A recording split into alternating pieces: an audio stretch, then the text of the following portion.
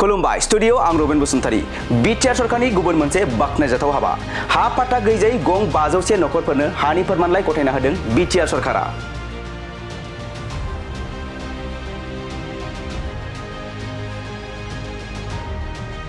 नंगौ बिटिआर सरकारा उदालगुरियाव गासै 500 हानि पाट्टा गैजायै दुखुथिया नखरफोरनो हानि फोरमानलाइ राननानै होदों।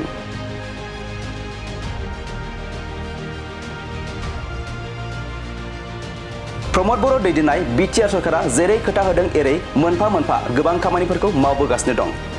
मख'नो गोनांदि थांनाय सानखालि बिटिआर सरकारनि फारसेनिफ्राय ग्रेजुवेट टिचार आरो पोस्ट ग्रेजुवेट टिचार बे मोननै आयदायाव गासै 1337 गोदानै फोरोंगिरिफोरखौ थिसननो थाखाय थिसनथाइ बिलाइ थामहिनबा एपइन्टमेन्ट लेटार राननानै होनायखौ नुनो मोननाय जादोंमोन आरो बावैसो सान सिगां भटबजरा महकुमानि काजिगाव हा गैजायै गं 1245 नखरफोरनो हानि फोरमान बिलाइ गथायना होदोंमोन। फिन दिनै थांनाय बिसायख'थिनि समाव रायजो राजाफोरनि सिगाङाव खुंथाइ गोहोआव फैयोब्ला हानि जेंनाखौ बोस्रांनानै होनायनि खोथा होबोनाय बायदियै प्रमोद बर' दैदेननाय बिटिआर सरकारा उदालगुरियाव हानि पाट्टा गैजायै दुखुथिया नखरफोरनो हानि फोरमानलाइ राननानै होदों। मिथिनो मोननाय बायदिब्ला उदालगुरि हा मावख'नि कनफारेन्स नब्लाङाव उदालगुरि साब डिभिजनेल लेन्ड एडभाइजारि कमिटिनि दारै उदालगुरिनि सार्कलनि सिङाव 318 आरो माजबाद सार्कलनि सिङाव 183 गासै 500 हानि फोरमानलाइ गैजायै नखरफोरनो हानि फोरमानलाइ रानना होदों बिटिआर सरकारा। बे हाबाफारियाव गाहाय आलासि महरै बिटिआरनि मावफुं सोद्रोमा डक्टर नीलुत स्वर्गयारी बिथाङा बाहागो लानानै हानि फोरमानलाइखौ राननानै होदों। नै बेखौनो बुङो जे जों सरकाराव फैनायनि सिगाङाव जों बुंदोंमोन जे परिबर्तन दरकार प्रमोद बर' सरकार। दिनै परिबर्तन जाबाय,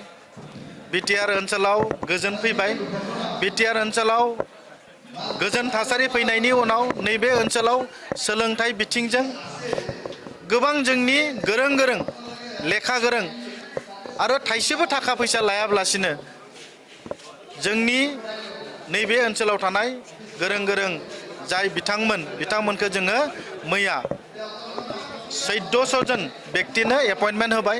आरो दिनै उदालगुरि सार्कलनि सिङाव थानाय उदालगुरि सार्कलनि सिङाव थानाय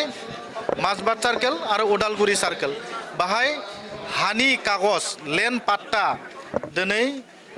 300निबो बांसिन व्यक्तिफोरनो दिनै हानि पाट्टा कागज राननानै होनाय जादों। गतिके जाय बिथांमोना दिनै हानि कागज पाट्टा मोनदों बिथांमोनखौ आंनि गोसो गोरबोनिफ्राय गोजोननाय हामग्लायनाय बावहरदों। गोबां बोसोर नैबे ओनसोलाव हा गैयाब्लासिनो जोंनि गुबुन गुबुन जाति जनगोष्ठीफोरा गावनि न' बां दैदेनदोंमोन, रायजो संसार जादोंमोन। दिनै जोङो जोंनि मानिजाथाव चिफ प्रमोद बर'नि दैदेननाय जोंनि बिटिआरनि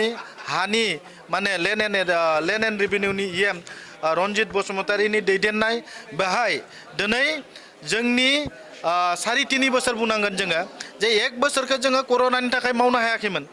1 बोसोरखौ जुदि गारोब्ला दिनै 3.5 बोसोर जाबाय। बे 3.5 बोसोराव अनलाइन बेबस्था अफलाइन बेबस्था गासै 2,80,000निबो बांसिन व्यक्तिफोरनो हानि समस्याखौ समाधान खालामनानै होनाय जादों। किन्तु थांनाय 17 बोसोराव BPFनि सरकाराव मात्र 1600 जन व्यक्तिफोरनो हानि समस्याखौ समाधान खालामना होदोंमोन। दिनै बेखौनो बुङो रायजो राजाफोरा जे थारैनो प्रमोद बर'नि सरकार फैनाय लोगो लोगो नैबे ओनसोलाव हानि समस्याया समाधान जादों। नैबे ओनसोलाव कारापसना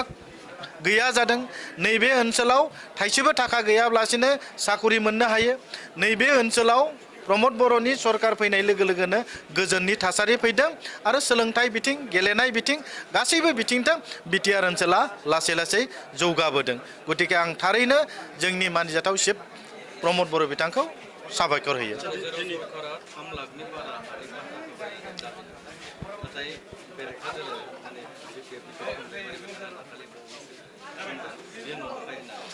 नंखाय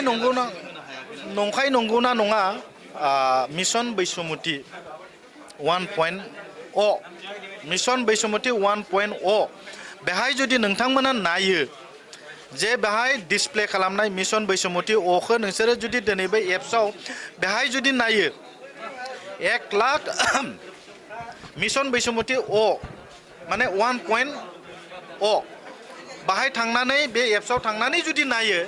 नोंथांमोना नुगोन जे बाहाय गासै 1 लाख माने 1,62,200 सामथिं व्यक्तिफोरनो अनलाइन बेबस्था दों समाधान खालामना होनाय जादों बेहायनो अनलाइनाव 1,62,200 नि बांसिन व्यक्तिफोरनो बियो समस्याखौ समाधान खालामदों बिनि बादै माखासे अफलाइनजों जेरै लेन्ड एडभाइजारि बर्ड जिरायनानै सोरबाया व्यक्तिगत भाबै बेबायदि खालामनानै जोंहा मोनबा जिल्लायाव बेबायदिनो गोबां लेन्ड एडभाइजारि बर्डनि गेजेरजों मा खालामदों जे समस्या हा गैयै व्यक्तिफोरनो हानि समाधान होनाय जादों गतिके जाय बिथांमोना मेगना खाना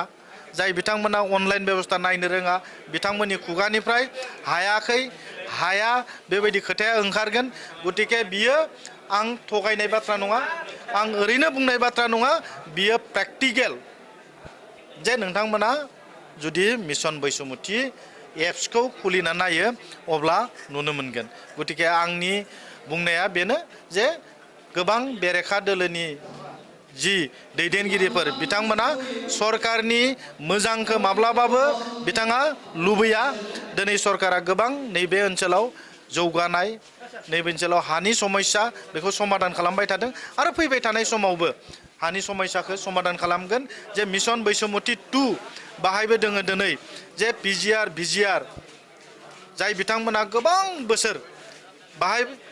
रायजो जानानै दंमोन बिथांमोननो दिनै 1 बिगा हा होनायनिबो बेबस्था खालामनाय जादों आरो मिशन बैसुमुथि 2 नि गेजेरजों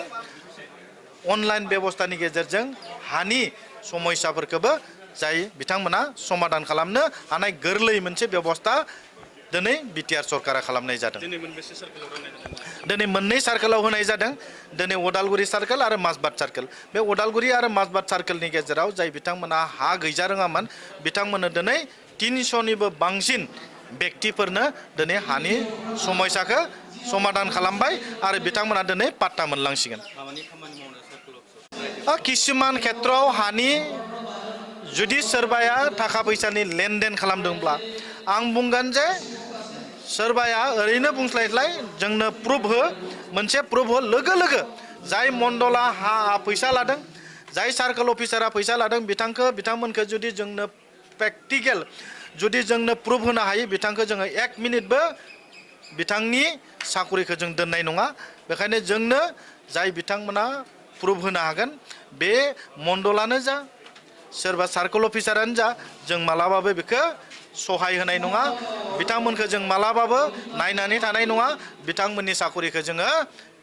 सासपेन्ड खालामगोन बे आंनि बा जोंनि बिटिआर सरकारनि मोनसे गोख्रों सिद्धान्त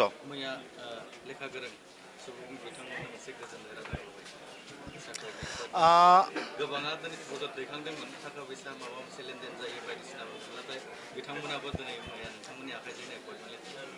दा बेनो जोंनि लुबैनायमोन आरो बिनि थाखायनो जोङो सरकाराव फैदों जोङो सरकाराव फैनानै माबा मोनसे गोदान माबा मोनसे परिबर्तन खालामनो हायो नामा राजनितिखौथ' बयबो खालामो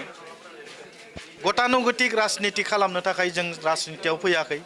गतानुगतिक जोङो सरकार सलायनो थाखाय सरकाराव फैयाखै दा बेखायनो जोंनि परिबर्तना बेनो जे थाइसेबो थाखा लायालासिनो जों माबायदि गोरों व्यक्तिफोरनो साखरिखौ होनो हायो खारन हिउमेन रिसोर्स सुबुं धोन दानाय नैबे जोंनि टिचारफोरखौ जुदि जोङो थाखा फैसाजों सोमोन्दो लाखियो अब्ला जोंनि भबिष्यत जोंनि सुबुं धोनखौ जोङो नस्थ' खालामनाय जागोन जोंनि थांखिया बेनो जे इयुनाव जोंनि 50 बोसोर 100 बोसोराव जाहाथे जोंनि इयुन जोलैया मोजां जायो बे बुस्थुखौ नायनानै जोङो दिनै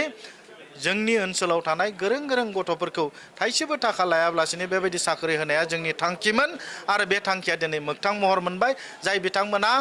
साख्रि मोनबाय बिथांमोनखौ आंनि गोसो गोरबोनिफ्राय कंग्रेसुलेसन जासियो थेंक इउ